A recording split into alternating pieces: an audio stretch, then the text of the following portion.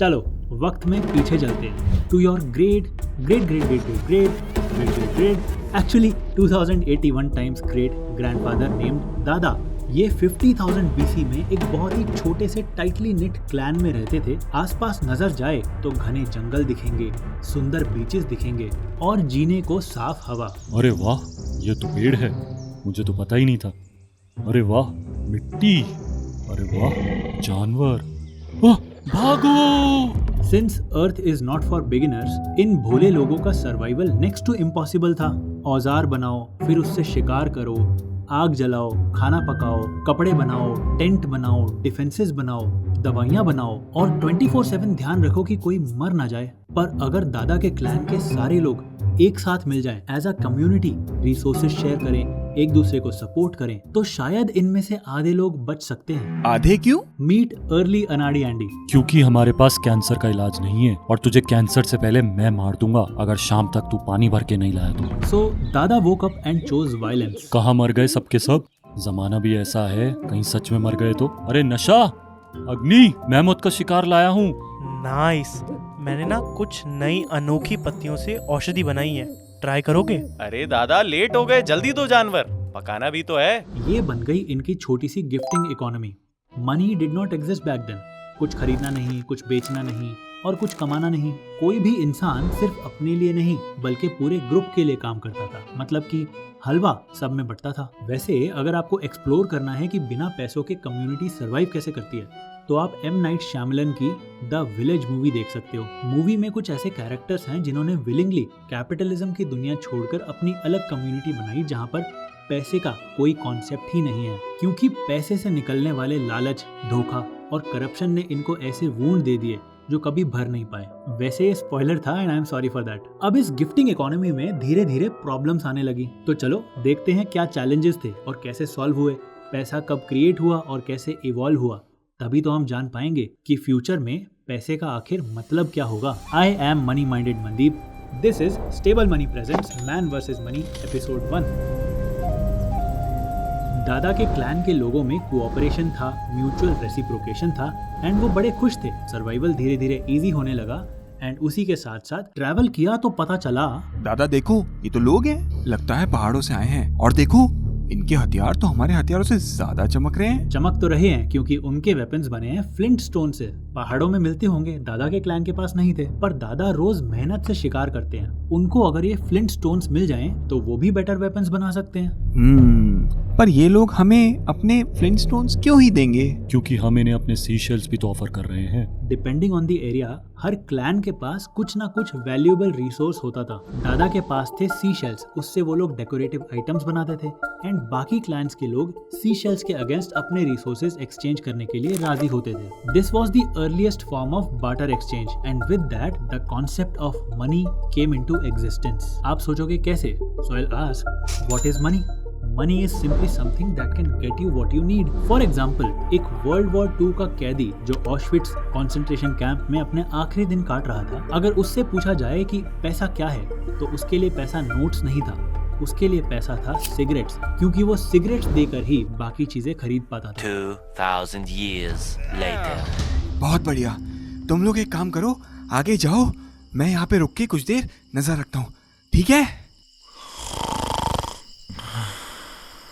आलस कंटेजियस होता है। एंडी का आलस देखकर काफी लोग इंस्पायर हुए, क्योंकि इस गिफ्टिंग इकोनॉमी में रिसोर्सेज सब में डिस्ट्रीब्यूट होते थे। Just by being in that clan and doing nothing, आप सरवाइव कर सकते हो। फिर मैंने उस सेबर टूथ को ऐसा धोया कि क्या बताऊं कैसा धोया। अगर तूने अब काम नहीं किया तो मैं श्रद्धा को और पूरे क्लैन को बता दूंगा कि उस दिन सेबर टूथ से तुझे मैंने बचाया था, वरना आज कहीं घूम रहा होता बिना टांग के। एंडी और बाकी आलसी लोगों को टैकल करने का तरीका था social sanction and reputational damage, a sense of belongingness. इंसान ये कभी भी नहीं चाहता था कि वो अपनी कम्युनिटी से बेदखल हो जाए या उसकी रेपुटेशन पर कोई आंच आ जाए। पर दादा के सामने सिर्फ एक प्रॉब्लम नहीं थी। सुनते हो, नशा ने है ना 4 लकड़ियां छुपा ली अपने टेंट में, हम क्यों ना अपना सोचे, आप भी 2 जानवर छुपा लो। अब जिस गिफ्टिंग इकोनॉमी में लोग रिसोर्सेज खुद ना रखकर पूरे ग्रुप में डिस्ट्रीब्यूट करते हैं, उसी इकोनॉमी में कुछ लोग अगर छुप छुप कर रिसोर्सेज अपने लिए सेव करने लग जाएं, तो दादा जैसे ऑनेस्ट और हार्ड वर्किंग लोगों को फोर्स्ड ऑब्लिगेशन फील होगा। ये सब वो किसके लिए कर रहे हैं जब आधे लोग काम करने को राजी नहीं हैं और आधे लोग करप्शन करने लग गए हैं। इसी परेशानी को लेकर दादा पहुंचते हैं अपने ग्रुप के ऑफिशियल इकोनॉमिक एडवाइजर के पास, बूटी बाबा। बाबा, ये कुछ करप्ट लोगों की वजह से हमारा काम करने का मन ही नहीं होता है। दादा, आपकी बातों से तो ऐसा लग रहा है कि आप एक जॉब कर रहे हो और वो आपको बिल्कुल पसंद नहीं है। क्यों, रिलेट कर गए? ऐसा तो होना ही था। मुफ्तखोरी मतलब शेर के मुंह खून लगना। मतलब? कुछ नहीं, 21वीं सदी का मुहावरा है। समय आ गया है स्पेशलाइजेशन का। करंट सिस्टम में हर इंसान मल्टीपल चीजें करता है ताकि पूरा ग्रुप सरवाइव करे, पर अब हर इंसान एक ही काम करेगा। तुम सिर्फ शिकार करो, वक्त के साथ तुम बेहतर शिकारी बन जाओगे, कम समय में ज्यादा शिकार कर पाओगे। नशा सिर्फ औषधि की रिसर्च करेगा और नई बीमारियों के इलाज निकालेगा। एंडी सिर्फ औजार और हथियार बनाएगा और धीरे धीरे ये भी हाई क्वालिटी टूल्स बना लेगा ना। अगर सब लोग अपना वक्त एक काम को देंगे तो वो उसमें एक्सपर्ट बन जाएंगे और सभी के पास एक बेटर क्वालिटी प्रोडक्ट या एक्सपर्ट स्किल होगी। अब जिसे सर्वाइवल के खातिर जो भी सामान चाहिए वो एक दूसरे से एक्सचेंज कर लो। मतलब बार्टर सिस्टम। मतलब मुझे काम करना पड़ेगा। एक ही टास्क में स्पेशलाइजेशन अचीव करने से लोग फाइनली सरप्लस प्रोडक्ट्स बना पाएंगे और वो सरप्लस प्रोडक्ट्स और सर्विसेज लोग आपस में एक्सचेंज कर सकते हैं। यानी बार्टर सिस्टम ने मुफ्तखोरी और करप्शन दोनों को टैकल किया।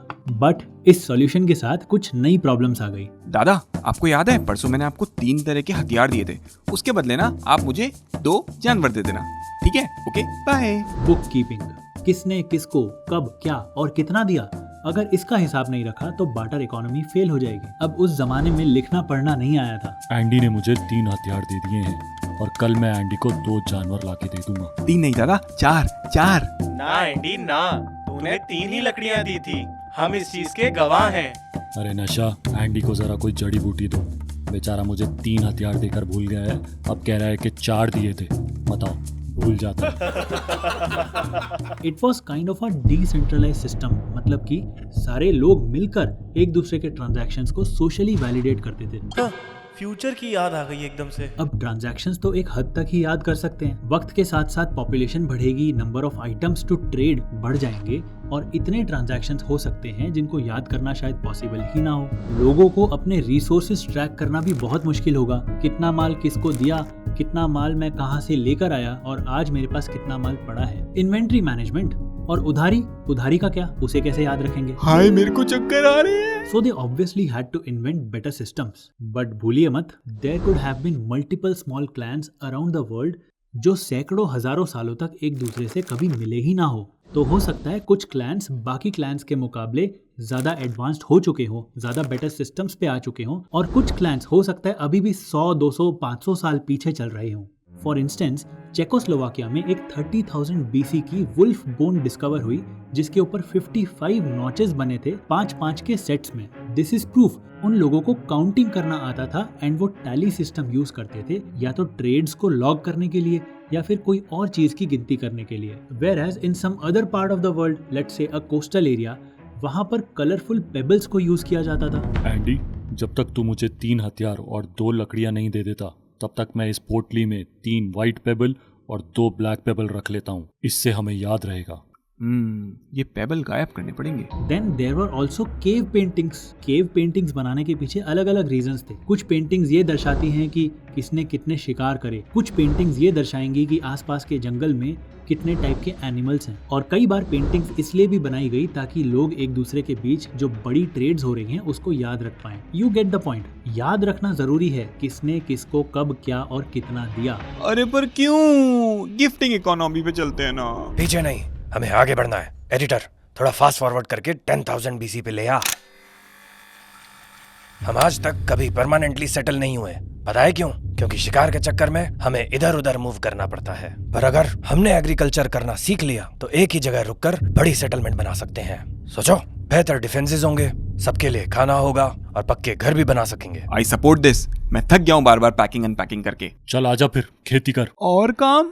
अराउंड 10,000 BC में आया नियोलिथिक रेवोल्यूशन, मतलब कि लोगों ने एग्रीकल्चर सीखना धीरे धीरे स्टार्ट किया, जिसकी वजह से छोटे सेटलमेंट्स कन्वर्ट हुए बड़े विलेजेस में एंड बड़े विलेजेस कन्वर्ट हुए बड़ी सिविलाइजेशंस में। A village name Jericho existed in 8000 BC in modern day Palestine. Jericho कहाँ सुना था?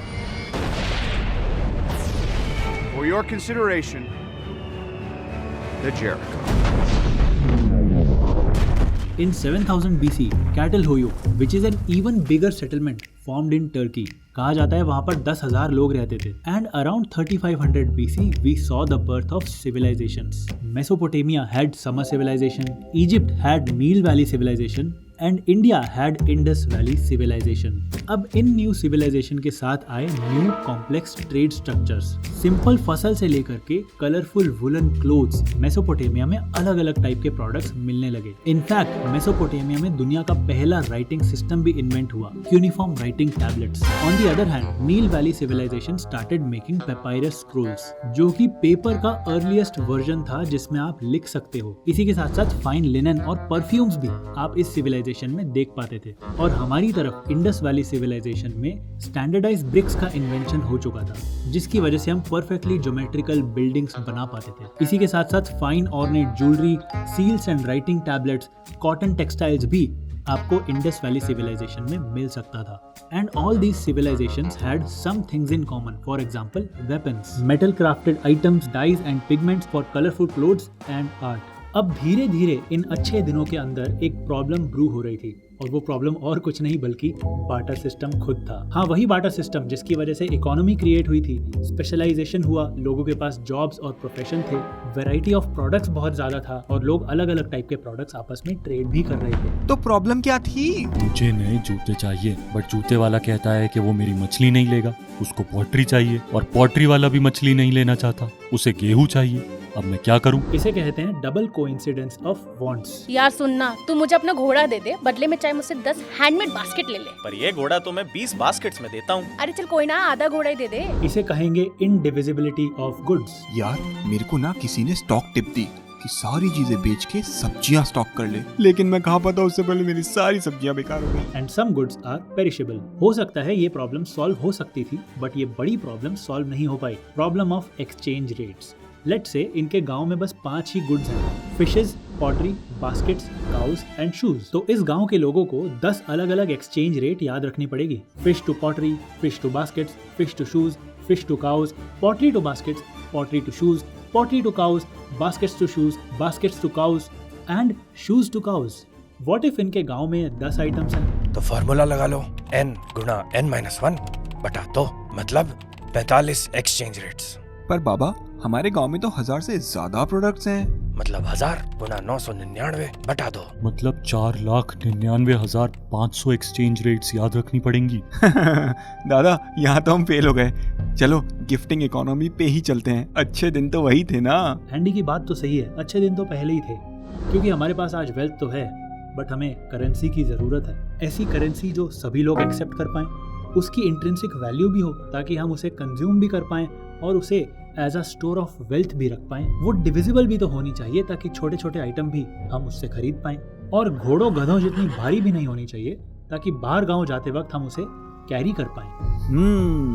पर ऐसा क्या है जो सब पे खरा उतरे? तो हिस्ट्री में अलग अलग सिविलाइजेशंस ने अलग अलग आइटम्स को अपनी करेंसी चुना. फॉर एग्जांपल मेसोपोटामिया ने बार्ले को अपनी करेंसी चुना. ये वाइडली एक्सेप्टेबल है क्योंकि सभी को अनाज चाहिए. इंट्रिंसिक वैल्यू भी है क्योंकि आप इसको खा सकते हो या फिर इसको स्टोर भी कर सकते हो. And to an extent portable भी है, इसकी पोटलियां ले जाकर आप बाहर गांव ट्रेड भी कर सकते हो. पर बाबा, अगर मैं दादा के यहाँ नौकरी करूँ तो मुझे सैलरी कैसे देंगे और उसे मेजर कैसे करेंगे? डिविजिबिलिटी की प्रॉब्लम तो है ना. वैसे तेरी छुट्टियां काट ले तो तुझे सैलरी देने की जरूरत ही नहीं पड़ेगी. पर तू चिंता मत कर, हमने बार्ले का स्टैंडर्डाइज्ड यूनिट ऑफ मेजरमेंट भी बना लिया है. ये है बार्ले का 1 सिला. इसमें लगभग 1 लीटर बार्ले होगा. तेरी सैलरी हुई 4 लीटर बार्ले, तो मैं तेरी पोटली में 4 सिला बार्ले डाल दूंगा. सिमिलरली बड़ी ट्रेड्स के लिए 1 गुड़ या 1 सिल्वर शेकल यूज होता था. 1 गुड़ का मतलब 300 सिला ऑफ बार्ले या फिर 1 सिल्वर शेकल. ये नई वाली तलवार देना. इसके हुए 2 सिल्वर शेकल या फिर 600 सिला बार्ले भी चल जाएगा. नोटिस करो, जस्ट बिकॉज इनकी करेंसी बार्ले है डजंट मीन ये सब कुछ बार्ले में ही ट्रेड करते थे. 300 सिला बार्ले की बजाय 1 सिल्वर शेकल भी चलता था. और लोगों की मर्जी, वो कुछ भी ट्रेड कर सकते हैं. एग्जैक्टली, बट मेजोरिटी ट्रेड्स के लिए ये करेंसीज यूज होती थी क्योंकि बार्टर की problems, exchange rates, indivisibility, double coincidence of wants, storage manage करना इम्पॉसिबल था. वैसे इन सारी ट्रेड्स और उधारियों का हिसाब कैसे रखा जाता था इस जमाने में? वेल, ये भी अलग अलग सिविलाइजेशंस में अलग अलग टेक्निक्स के थ्रू होता था। फॉर एग्जांपल, मेसोपोटामिया में गीली क्ले टैबलेट्स पर स्टिक्स के जरिए सिंबल्स ड्रॉ करते थे बार्ले की क्वांटिटी को डिनोट करने के लिए। फॉर एग्जांपल, ये वाले टैबलेट पर लिखा है कि एंडी दादा और नशा को एक सिल्वर शेकल देगा। क्या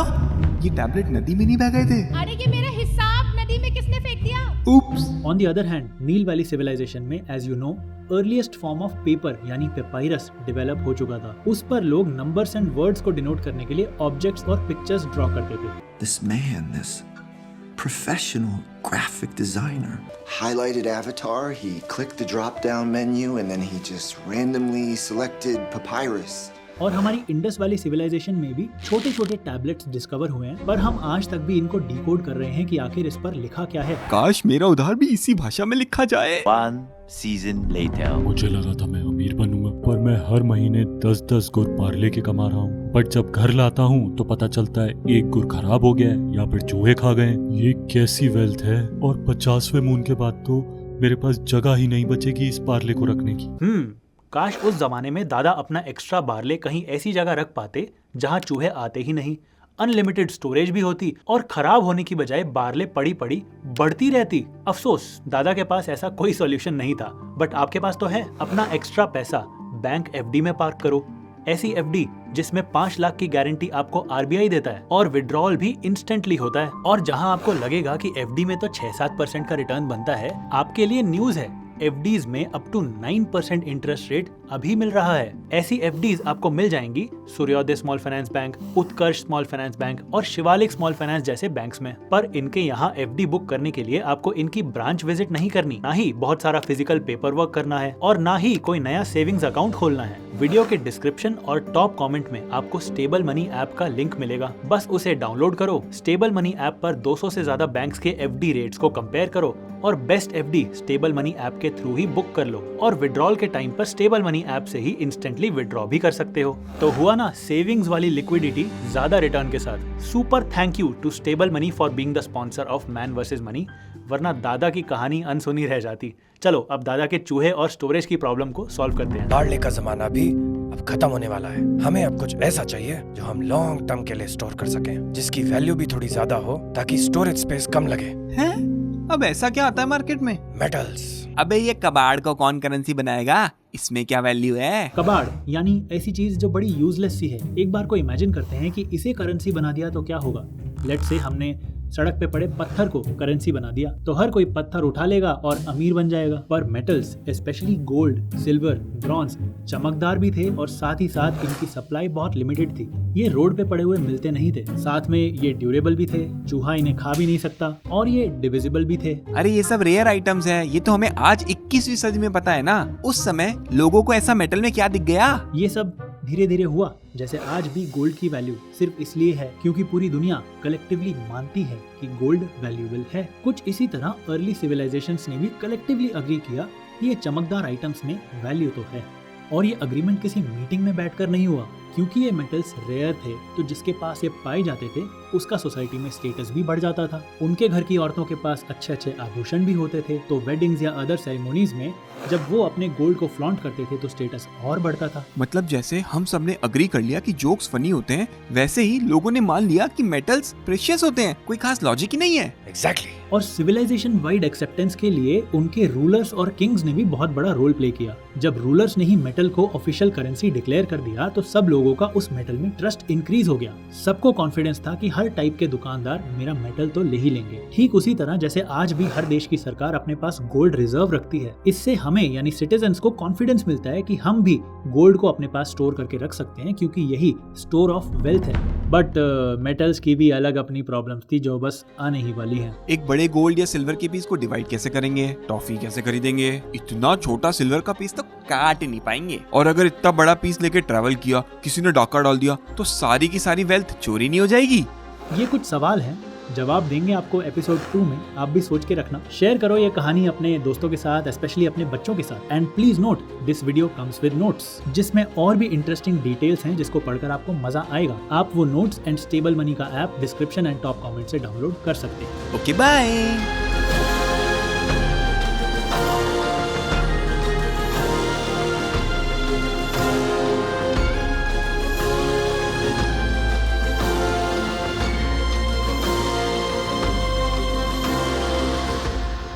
हाय जागरूक जनता, कैसा लगा वीडियो कमेंट्स में ज़रूर बताना। ट्रेलर कैसा लगा वो भी बताना।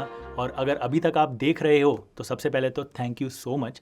एंड मुझे कैसे पता चलेगा देख रहे हो, तो एक बार कमेंट्स में ज़रूर लिखना मज़ा आया।